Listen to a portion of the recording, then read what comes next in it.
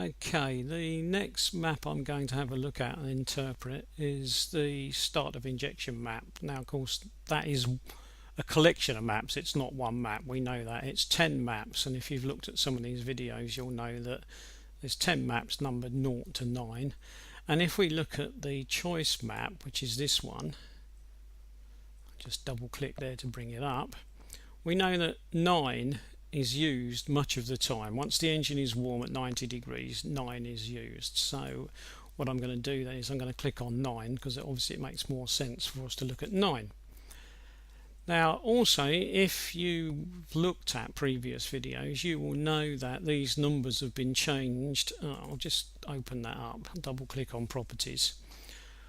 They've been altered by using a factor 0.023437, and then I used an offset of -78, and the -78 was to allow me to view these figures as after top dead center figures, and because they occur before top dead center they read as minus. In other words, 0 would be 0 top dead center, 1 would be 1 degree after top dead center, so -1 would be 1 degree before top dead center. So I'm reading these really, I'm ignoring the minuses, and I'm reading these as before top dead center, just because it makes life simpler for me in my head to think of them as numbers that don't have minuses in front of them. So I'm just going to look at these as if they were minus numbers without a minus. So I'm just going to look at them and say, right, well, that's not minus 10.24, it's just 10.24, and that is 25.5. So I'm going to assume that these are just numbers with the statement before top dead center. Right, now start of injection, what do we mean by that? Well, we mean literally what it says. When does injection of fuel start? Because we do need to vary when injection of fuel is going to start. And there are two reasons why we need to vary it. If I want to inject more fuel, it will take longer for the fuel to be injected. Obviously, I can't magically inject, let's say, 10 milligrams in the same amount of time as I can 5. I mean, that's just obvious.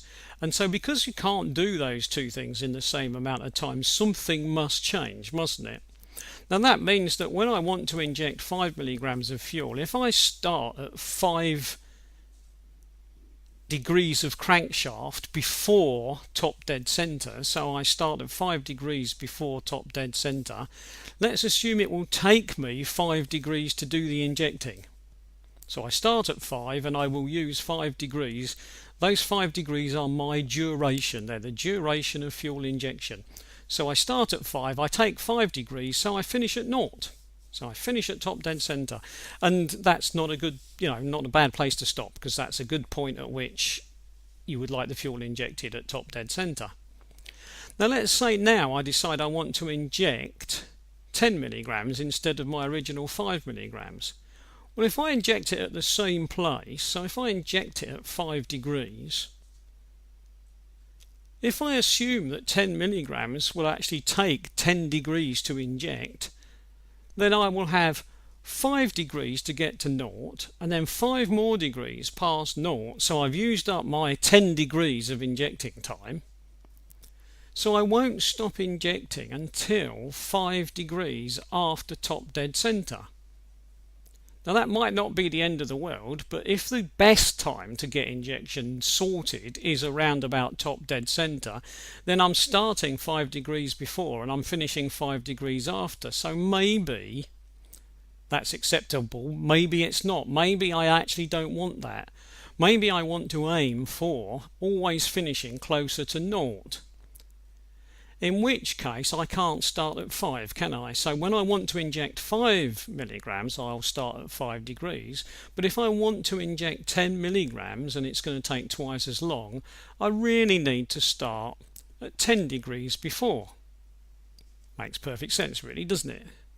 Let's say I want to inject 15 milligrams. Well, perhaps I now need to start at 15 degrees before, all with the intent of ending more or less on 0. So I will start at a fixed point before top dead center, but because of the amount of fuel, I will allow enough time so that I can end roughly at 0.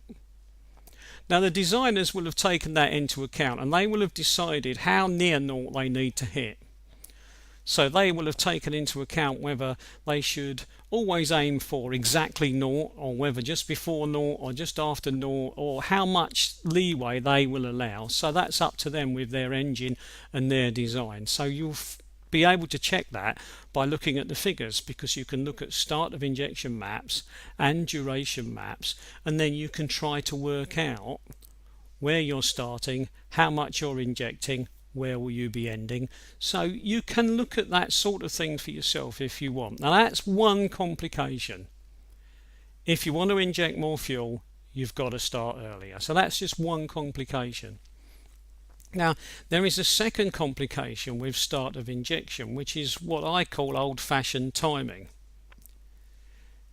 It's not unusual on timing systems to want to advance the timing of spark in spark ignition or fuel injection on a diesel engine, because when the engine starts to rev faster and faster and faster, it's more efficient and you tend to get a little bit more power if you advance the spark or advance the point of injection. So if you were injecting at, let's say, 15 degrees before top dead center, that was your start of injection point, as the revs rise you might want to move it to 15.2 and then 15.5 and then 16 or 16.5. You rarely move it more than 1 or 2 degrees. We're not talking about huge amounts here. So very small figure changes like that generally tend to be advanced due to what I call timing advance. In other words, the revs are rising and you are moving the injection for that reason, the injection point. You're not moving it simply because there's more fuel, which would look like it's advancing because obviously it would be occurring earlier because there's more fuel. This is a tiny little bit extra on top of the more fuel.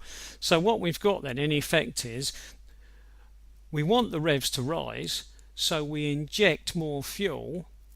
To inject more fuel we need longer duration, and so to have longer duration we need to have earlier start of injection. So start of injection will seem to have advanced because it will occur earlier. But on top of which, because revs are rising, we might want good old-fashioned timing advance. So not only are we starting earlier, but we might start a tiny fraction earlier again because of this old-fashioned timing advance. Now sometimes that is built into this start of injection map, this extra little bit of timing advance, and sometimes it's on separate maps. That depends on ECU structure and design. For most of us as beginners, it doesn't make any difference whatsoever, because the only thing we'll be looking at is just these figures, and we won't be worrying too much what is the reasoning behind those figures. So I've just explained some of the reasoning behind them just to give you a feel for what's going on. You want to learn more, then obviously you learn more, and then you'll know more about it than I do. Right, now let's have a look at what we've got there. We've mostly got common sense in terms of what I've already explained, because down here we are injecting close to top dead center. So at idle and at very low revs and low injection rates, so somewhere around about idle, we can inject close to top dead center knowing that we will finish injection at close to top dead center. But as the revs rise and the amount of fuel that I inject rise, it's simply not possible. I can't stay using these sorts of figures, because if I did that I would never get injection to finish anywhere near top dead center or naught. So what's happening is that I'm just going to work across here as a sort of a diagonal, and we can see that we've gone from, let's say, 2.39, 4.85, 624, 7.99, 10.6, 14.3. So all the time, as the amount of fuel I'm injecting is increasing, which obviously is increasing the revs at the same time, I'm moving start of injection I'm advancing it because it's got to be an advance because I need more time to get the fuel into the engine. So there we go, 14.13, roughly 18, 22, 24. I'm ending up somewhere around about 25, 25.5. It would be nice to think I could just carry on increasing that, wouldn't it? I mean, just think, well, I'll inject more. So I'll have more numbers up here on this scale. So I'll have 55 and then I'll have 60 and 70 and so on. I'll just keep injecting more and more and more and more. There is a limitation which is not obvious, and that limitation is the design of the injecting system. PD engines, and it's one of the reasons why in the future they were given up, PD engines can only inject while they are on the cam. So if they are only on the cam for, let's say, 35 or 40 degrees, then you will never be able to inject fuel outside that range, because that's the only time that they are on the cam and building up pressure to do their injection. They might open and shut by electrical control via the ECU, which is what this map is, but opening and shutting isn't any good if the fuel isn't there under pressure ready to be squirted in. So there is a very, very fixed limit for injecting on PD engines, because you can't inject before the pressure builds up and you can't inject after. So there is a limit that you wouldn't get if you were looking at a common row engine, because a common row engine can maintain pressure as much as it likes. That means that these figures cannot be played with in terms of extreme factors. You can't just go and alter these figures to anything you like, because you may well try to move them outside a range that the engine can cope with. The odds are you never will, because people who make changes with these rarely move them more than a few degrees, so mostly they're okay, and generally speaking you wouldn't make any changes at all ever to an SOI map, start of injection map, without checking with other people to see what sort of changes they've found acceptable in the past.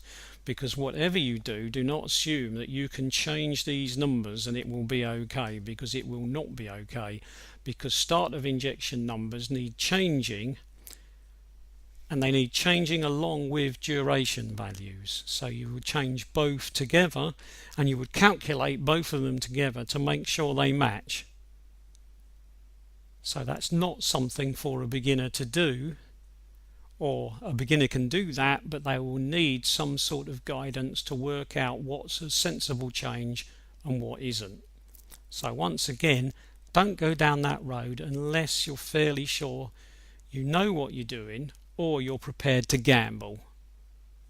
And that depends on how much money you want to spend on your car when you break it. Right, I'm going to stop there then. I'll just click that one.